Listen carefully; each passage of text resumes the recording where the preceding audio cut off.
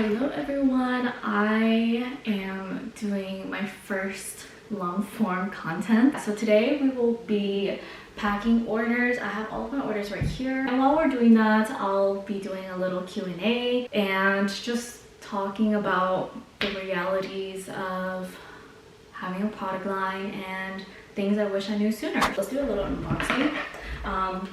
So funny story, I was not prepared for a launch that was this big, so I didn't have enough shipping boxes. Like halfway through packing the orders, I was like, oh shoot, like I'm out of shipping boxes, so I had to order some on Amazon right away. So that's why I had to delay my shipping, but yeah, they came in today. So I ordered some compostable mailers. I love these because, you know, they're compostable and we want to be as eco-friendly as possible.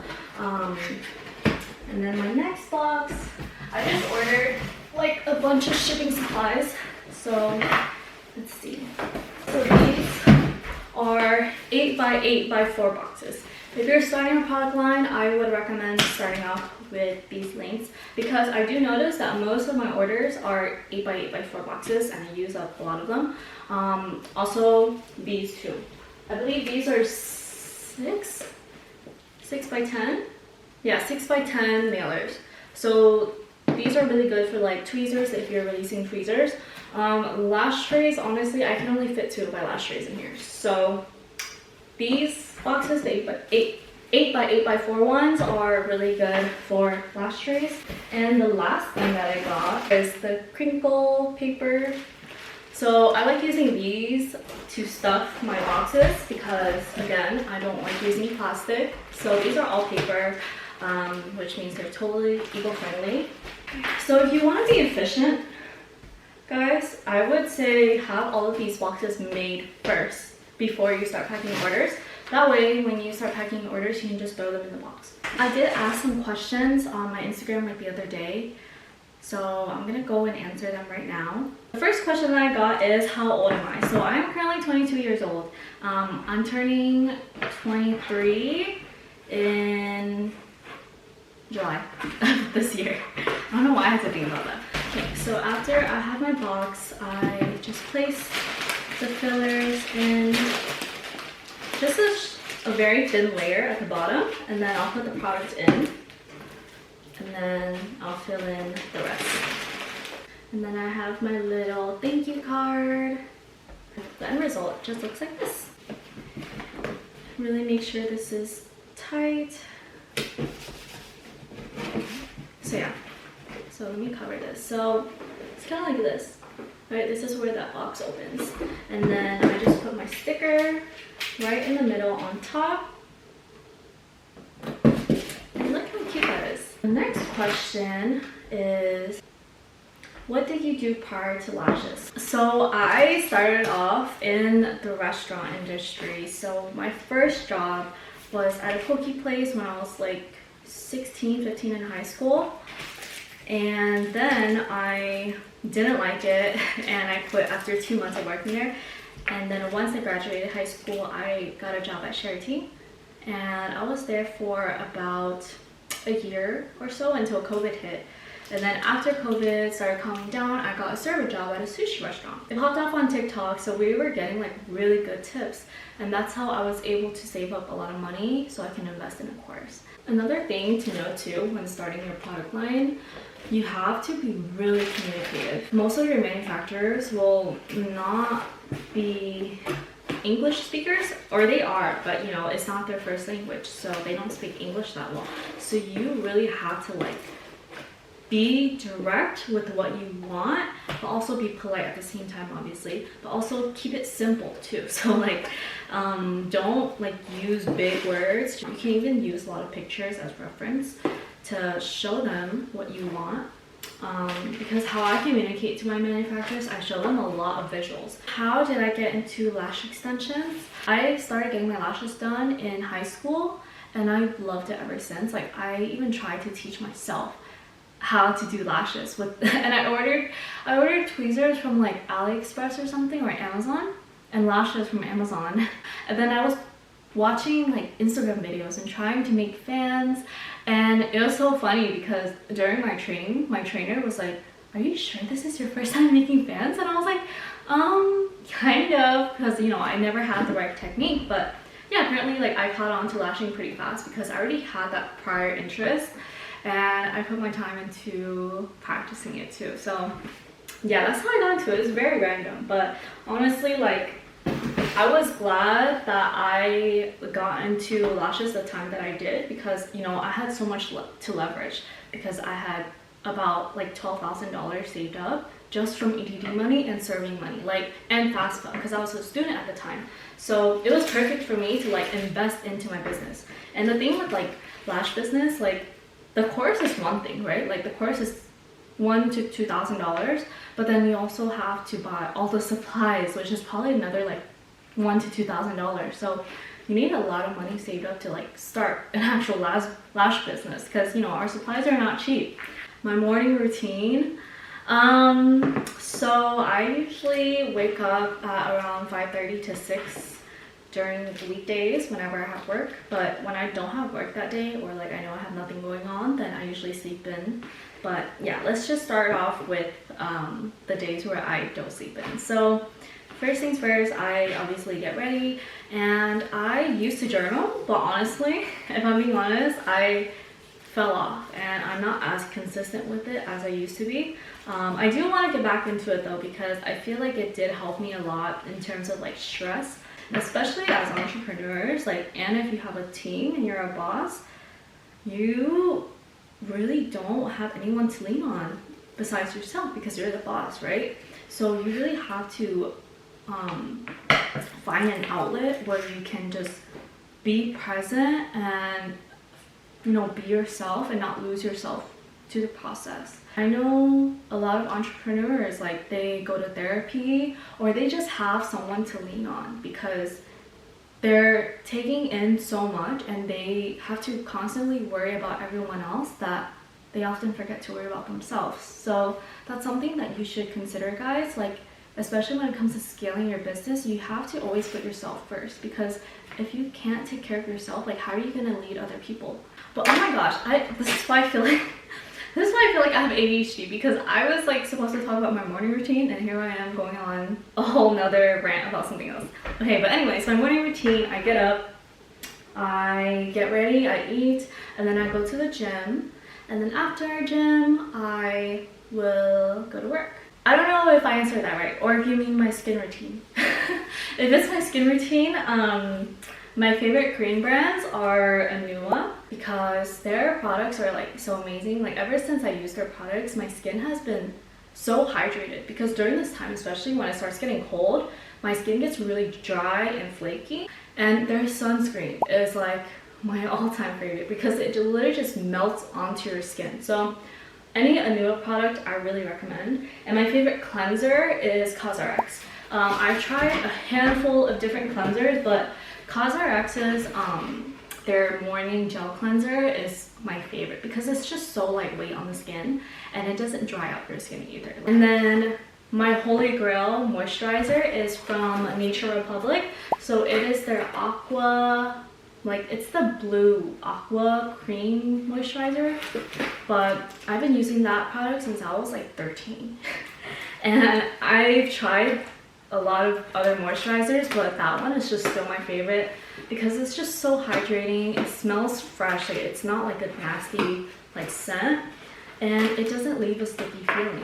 I used to have like a bunch of different steps for skincare. Now I feel like less is more, guys. Less is definitely more, so don't overdo it.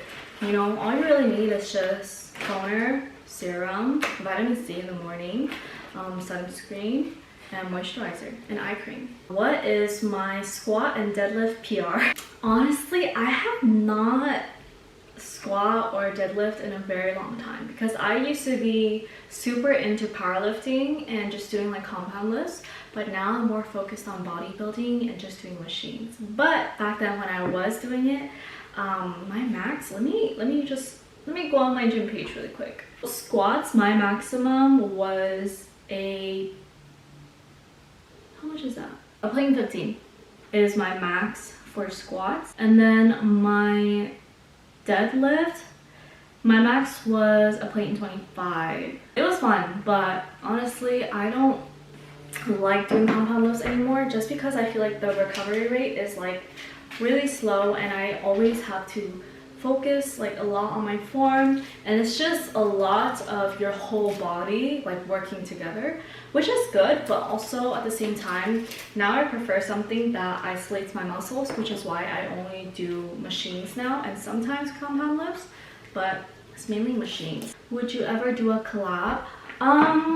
It really depends. Like if it suits my best interest, then yes, I would do a collab, but right now I really don't feel like I have any like collabs in mind that would be within my best interest. And I've also learned like from other people and other like business owners, like collabs can be tricky, because if you're collabing with someone, guys, like you really have to make sure that, you know, you guys are on the same page and that you guys really get along, because sometimes doing collabs can backfire because, you know, like you guys can clash. On a business aspect, I would say have contracts in place whenever you do collabs, just so if you guys are like, especially if you guys are splitting like the revenue or profits, then definitely have contracts in place. Any favorite books or podcasts for healthy mindsets and lifestyle changes? For podcasts, I mainly listen to a lot of like business coaches, because, you know, that's just me like kind of doing research on them to see if I should invest in them. And do this too, guys. If you are looking to invest in a business coach, before you make that big investment, really stalk them and make sure that you align with their values, you resonate with what they're saying, and you just vibe with them, because you don't want to be investing like thousands and thousands of dollars into a coach that you might even end up not liking. So just do a lot of research beforehand, because, you know, that is your money that you're investing into. My favorite coaches right now, your biz coach Demi. So she also has a podcast. I listen to her podcast a lot, and honestly, she, like, I love her vibe, and she provides a lot of value. So if you look up Demi's Diary on Spotify, you'll probably see her. She's just like an all pink girl, so you won't miss it. Another one is Vanessa Lau. I know she just went on like a whole sabbatical, but she's back. And before that, I used to listen to her podcast a lot. So, and I watch a lot of her YouTube videos. So I learned a lot from her. For books, if you want to help yourself with like daily life, then obviously Atomic Habits is really good. I also heard The Courage of Being Disliked is really good. I want to read that next. I actually got that from Vanessa Lau.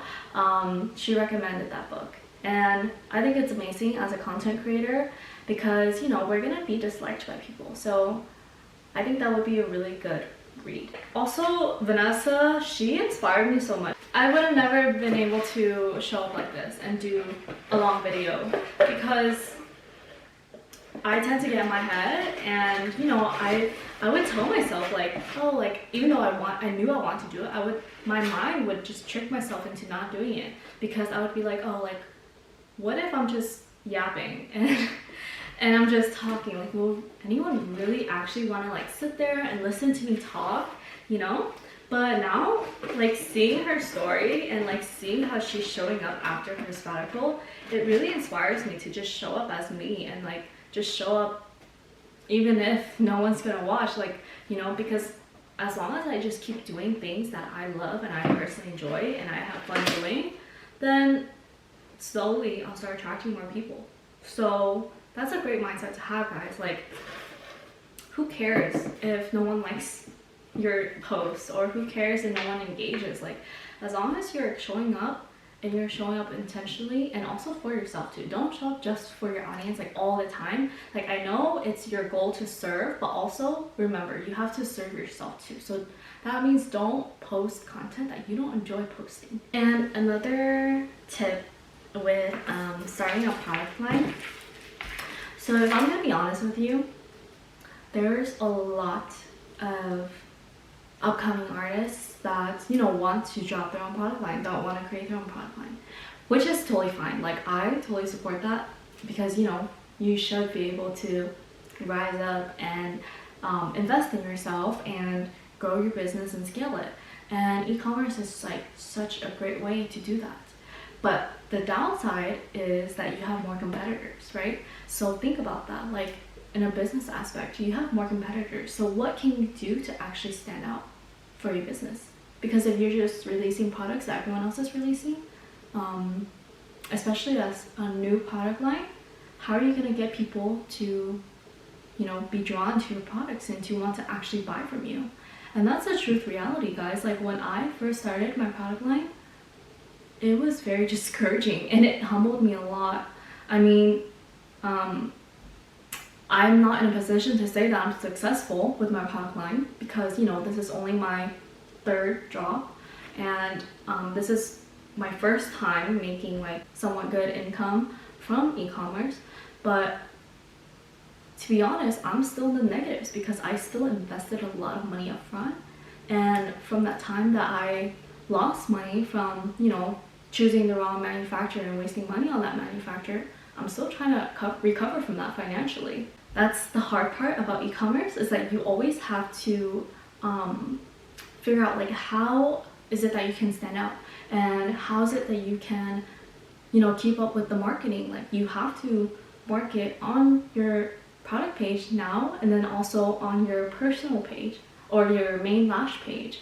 So it's a lot of things that you have to consider when starting a product line, and it's a lot of hard work. Like from the outside perspective, it might seem easy, you know, like all you're doing is just ordering products from someone and reselling it, but it's a lot of hard work that goes behind that. It requires a lot of marketing. It requires a lot of knowledge about like lash products, what it means to have quality lash products. You have to be prepared to feel all those feelings and to be beat down because it's very hard for someone to trust in you to buy your products, especially when you first start, because, you know, like how would they know that your products are worth investing in? So yeah, that's just food for thought.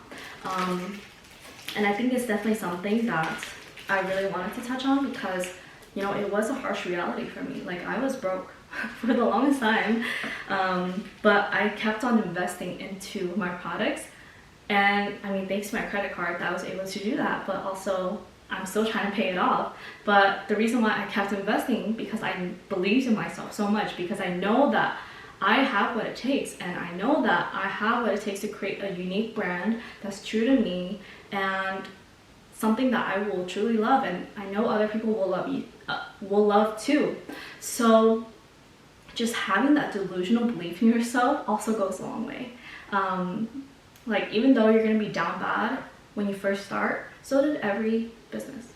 You know, like not every business on their very first day does crazy sales. Like that's very unrealistic. Like yeah, it's possible, but you know, what's the statistics of that? So those are things that you need to consider. Like you have to have a lot of money saved up, you have to be prepared to face failure, and you have to know how to troubleshoot and how to adapt, because if you can't, then, you know, survival of the fittest. Like you can't survive without adapting. So yeah, that's my food for thought for you guys. And you know what's gonna put you at an advantage when you do release your product line is having a following base.